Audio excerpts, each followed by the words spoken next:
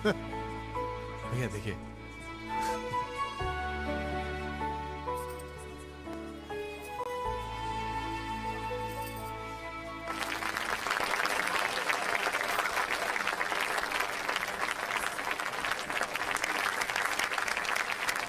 Dad.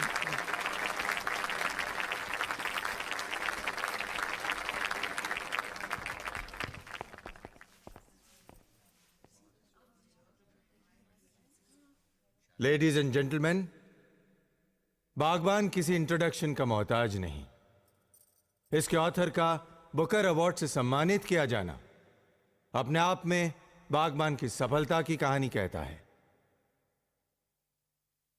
इससे पहले कि मैं मिस्टर राज मल्होत्रा से बागबान पर रोशनी डालने की रिक्वेस्ट करूं, मैं चाहूंगा कि उनका बेटा अपने पिता के बारे में कुछ कहे, और इसीलिए मैं स्टेज पर आने के लिए रिक्वेस्ट करता हूं कौन भैया, all the best. Mister Alok Raj से। आलोक जी, प्लीज।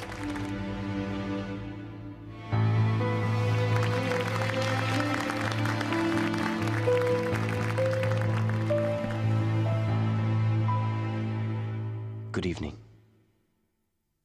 आपने अक्सर सुना होगा कि भगवान को किसने देखा है। ये तो एक फेथ, श्रद्धा और अकीदे की बात है, लेकिन मैं आपसे कह सकता हूं कि मैंने भगवान को देखा है। जीते जागते, हंसते बोलते, हर खुशी, हर गम में, हर इम्तिहान, हर हाल में देखा है। और वो कोई और नहीं, मेरे बाबूजी हैं। मैं एक अनाथ था। मैंने कभी अपने माँ बाप को नहीं देखा, और न ही कभी मुझे उनका प्यार मिला। लेकिन मैं यकीन के साथ ही कह सकता हूं कि अगर वो भी यहां पे होते तो वो भी मुझे इतना प्यार, इतनी मोहब्बत नहीं दे सकते थे जो कि मुझे अपने बाबूजी से मिली है। मुझे मेरे बाबूजी से बहुत कुछ मिला है, तो मैं उनसे कुछ नहीं मांग सकता, लेकिन मैं भगवान से एक चीज जरूर मांग सकता हूं कि वो अपनी दुनिया में मेरे बाबूजी जैसे लोग हमेशा बनाते रहे।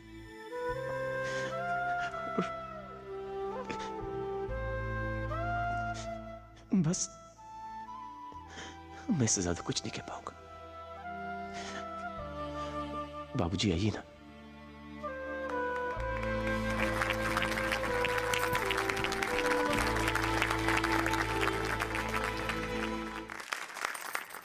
देवियों और सज्जनों, आपने मेरे बारे में अभी जो कुछ भी सुना उस पर बिल्कुल विश्वास मत कीजिएगा।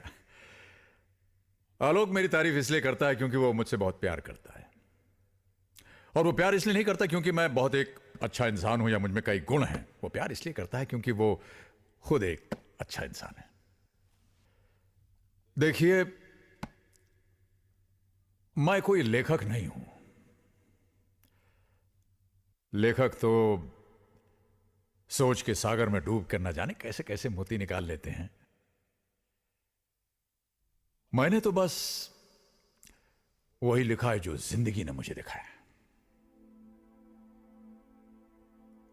बागबान मेरे बारे में या किसी एक इंसान के बारे में नहीं है। यह किताब है बीते हुए कल और आने वाले कल के बीच फैले हुए सन्नाटे के बारे में। यह किताब है एक पीढ़ी और दूसरी पीढ़ी के दरमियान टूटे हुए हर पुल के बारे में। यह किताब है झुके हुए उन कंधों के बारे में जिन पर बैठकर कभी कुछ बच्चों ने जिंदगी के मेले देखे थे। यह किताब है कांपते हुए उन खाली हाथों के बारे में जिन्होंने अपने बच्चों के नन्हे हाथों को पकड़कर उन्हें चलना सिखाया था। यह किताब है लरसते हुए उन होठों के बारे में जिन पर कभी लोरियां थीं। मगर अब परसों से खामोश।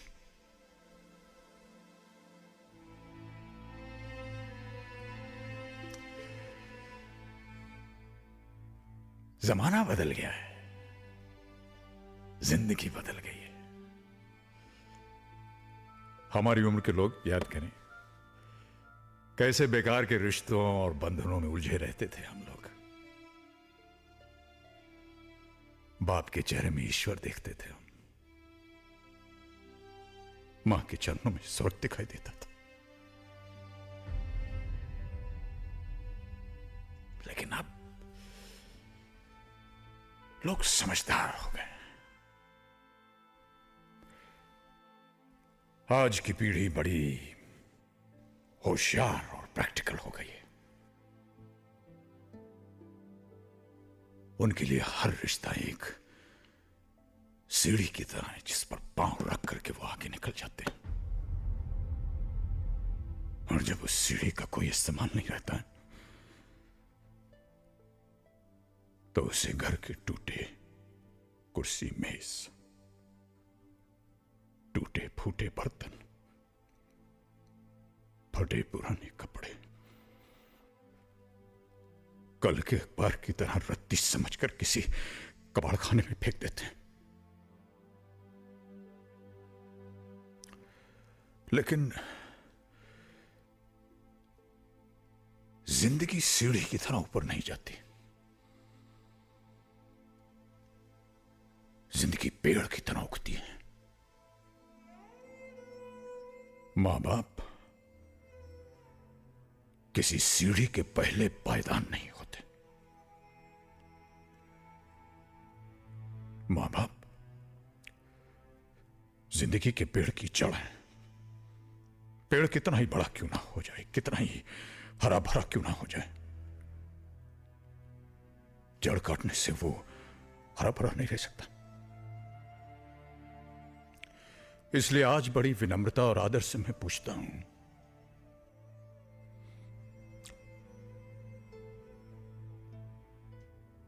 कि जिन बच्चों की खुशियों के लिए एक बाप अपनी मेहनत की पाई पाई हंसते हंसते उन पर खर्च कर देता है,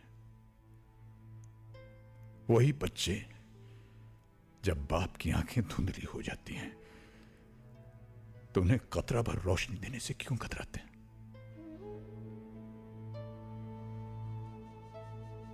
एक बाप अगर अपने बेटे की जिंदगी का पहला कदम उठाने में उसकी मदद कर सकता है तो वही बेटा अपने बाप के आखिरी कदम उठाने में उसे सहारा क्यों नहीं दे सकता? जिंदगी भर अपने बच्चों पर खुशियां लुटाने वाले मां बाप को किस जुर्म में आंसुओं और तन्हाई की सजा सुना दी जाती है? अगर वो हमें प्यार दे नहीं सकते तो उन्हें हमसे हमारा प्यार छीनने का अधिकार किसने दिया? क्या समझते हैं ये बच्चे कि जिन मां बाप को प्यार के बंधन में बांधकर भगवान ने एक किया है, उन्हें वो दो हिस्सों में बांटकर अलग अलग तड़पने के लिए छोड़ सकते हैं? क्या इसी दिन के लिए इंसान औलाद मांगता है? इसी दिन के लिए? औलाद शायद ये भूल रही है कि जो हमारा आज है वो कल उनका होगा। अगर आज हम बूढ़े हैं तो कल वो भी बूढ़े होंगे।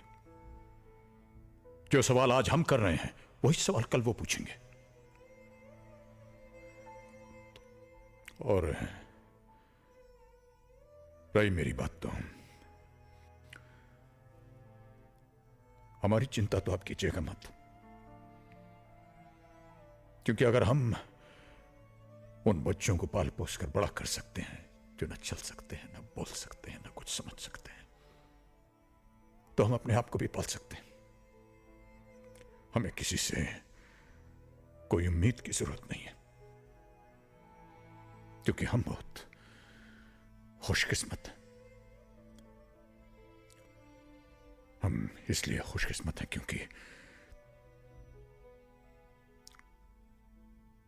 क्योंकि हमें जीवन ने एक ऐसा हम सफर दिया जिसके साथ चलते चलते रास्ते आसान होते गए, जिसके साथ चलते चलते उलझने सुलझती गई, और वो हमसफर है मेरी पत्नी।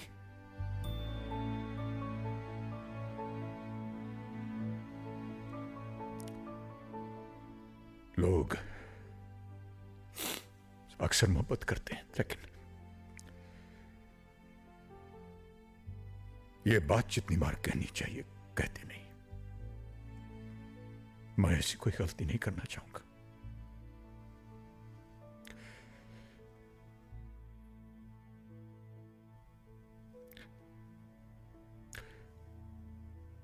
पूजा,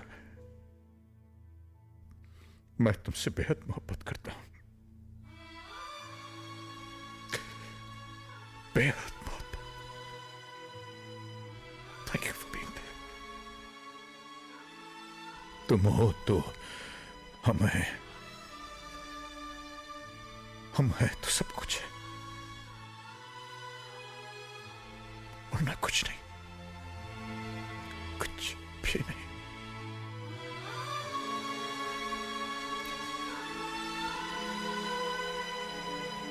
बस यही कहना था मुझे।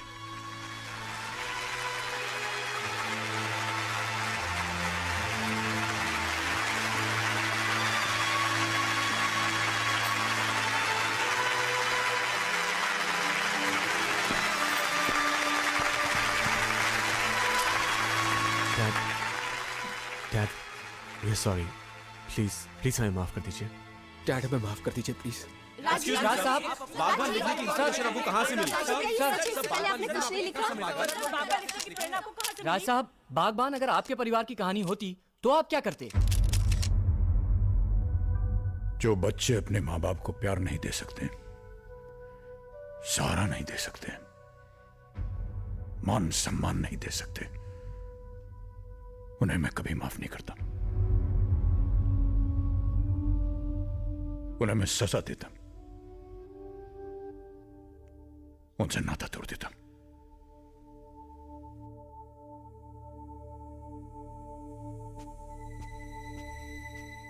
मामा मामा मामा, मैंने तो सुना था कि माँ हर हालत में अपने बच्चों को माफ कर देती है।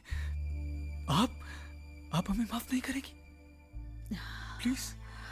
हाँ, एक माँ के नाते शायद अपने खून को माफ कर सकती हूँ, लेकिन एक पत्नी होने के नाते अपने पति के उन आंसुओं को माफ नहीं कर सकती जिनकी वजह तुम सब हो। कल का पता नहीं, आज तुम सबको देने के लिए मेरे पास कुछ भी नहीं, माफी भी नहीं।